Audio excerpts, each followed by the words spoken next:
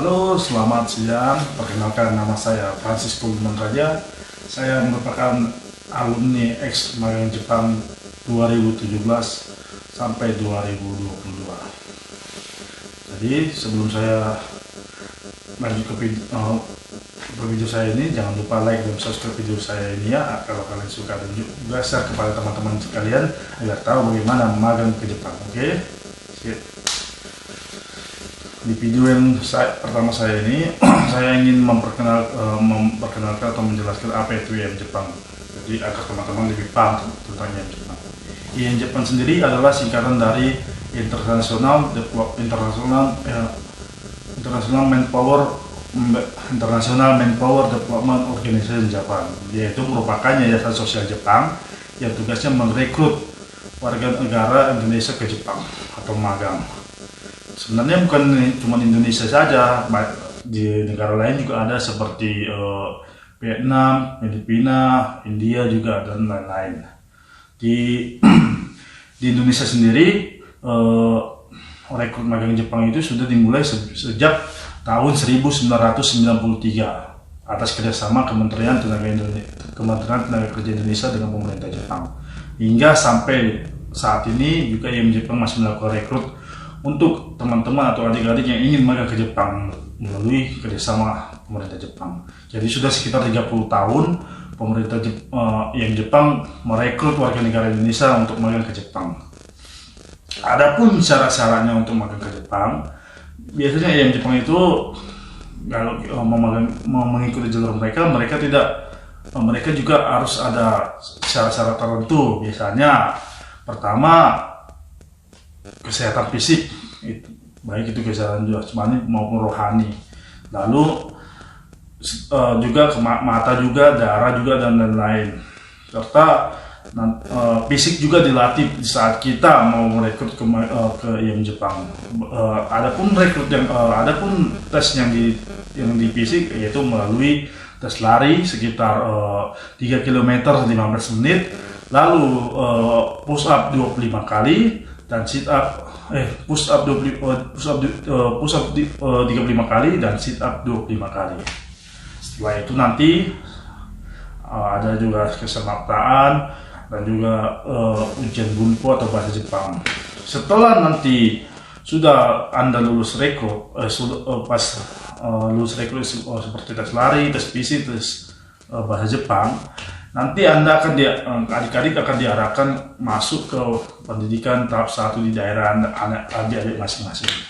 Itu biasanya selama 2,5 bulan. Kalau di zaman saya dulu, saya rekrut tahun 2015 di Kota Medan. Bertempatan itu rekrutan di Universitas Hamid Hamzah. Sampai saat ini juga rekrutnya di Kota Medan masih di situ ya. Lalu saya lulus, lalu saya dimasuk pendidikan juga di Universitas Hamid Hamzah 2,5 bulan. Kebetulan waktu itu juga saya kalah ya kan, karena di sistem pendidikan tahap 1 masih ada sistem gugur kan. Jadi saya kalah di situ. Saya remedial lagi di Lembang tahun 2016 Agustus, saya remedial pendidikan tahap 1 lagi. Setelah adik-adik lulus di pendidikan tahap 1, nanti kalian akan ikut lagi di pendidikan di tahap 2, yaitu waktu itu di zaman saya di kota Bekasi ya. Kalau sekarang mungkin masih di kota di Lembang kalau nggak salah. Jadi untuk tes sendiri, tes rekrut atau tes dan pembiayaan pendidikan di tahap 1 itu kita masih mengeluarkan biaya sendiri. Jadi kalau itu untuk kita sendiri yang menanggung biayanya. Tetapi setelah kita melakukan pendidikan tahap 2 di Bekasi, itu kita sudah dibiayai oleh pemerintah. Jadi kalau untuk di pendidikan tahap 2 sendiri, kita tidak ada sistem gugur lagi. Jadi untuk sistem gugur itu berlaku hanya untuk di pendidikan tahap 1. Tapi otomatis di tahap pendidikan tahap 2, otomatis Anda juga tidak boleh bermanja-manja, karena di pendidikan tahap 2 juga fisik kita harus dioptimalkan. Karena maksudnya gini, karena kita memang harus di tahap 2 itu benar-benar mempersiapkan fisik juga dan bahasa kita, karena disitulah kita harus dimatangkan di tahap 2 kan.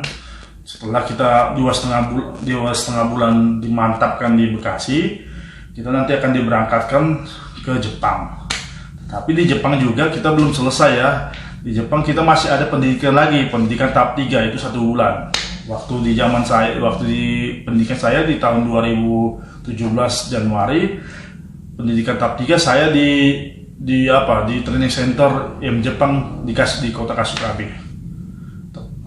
Di Kasugabe tahu kan kotanya Crayon Shinchan. Jadi 1 bulan kita di pendidikan di tahap 1 pendidikan tahap 3 di Kasugabe. Di situ nanti kita akan dikumpulkan bukan cuma Indonesia. Di situ ada negara-negara lain selain Indonesia. Waktu itu di zaman saya itu selain Indonesia ada juga Filipina, Vietnam dan Thailand. Ada 4 negara dikumpulkan di dalam satu training center ya. Selain juga pria, yang Jepang juga sudah membuka untuk lowongan untuk jalur negeri untuk perempuan ya, walaupun masih jarang ya. Waktu di zaman saya memang ada beberapa perempuan untuk masuk jalur yang Jepangnya. Setelah kita nanti selesai pendidikan tahap 3 di training center di Kasugabe, kita akan ntar mendapatkan seperti upah lah. Maksudnya selesai pendidikan itu kita akan dibekali juga uang seperti upah untuk kita nanti perusahaan. Biasanya waktu itu kami dikasih per orang itu sekitar 50.000 yen kalau nggak salah, atau sekitar 5 atau 6 jutaan rupiah lah kalau di Indonesia kan, untuk bekal kita nanti masuk perusahaan, untuk bekal makan kita, belanja pasti apa. Setelah selesai pendidikan tahap 3, kita nanti disebarkanlah ke perusahaan yang menurut kontrak kita nanti. Jadi waktu itu saya ditempatin kebetulan di kota Tokyo ya. Saya ditempatkan di Akebono Baking Corporation, yaitu satu perusahaan dengan Fujipang, itu bergerak di bidang pembuatan roti. Gitu. Jadi itu saja video saya yang singkat ini. Nanti kalau kalian suka video ini, saya akan membuat part 2-nya, membahas-bahas lagi tentang Jepang. Oke, sampai sekian video saya ini. Saya Francisco Lumaraja. Ja, mata nih.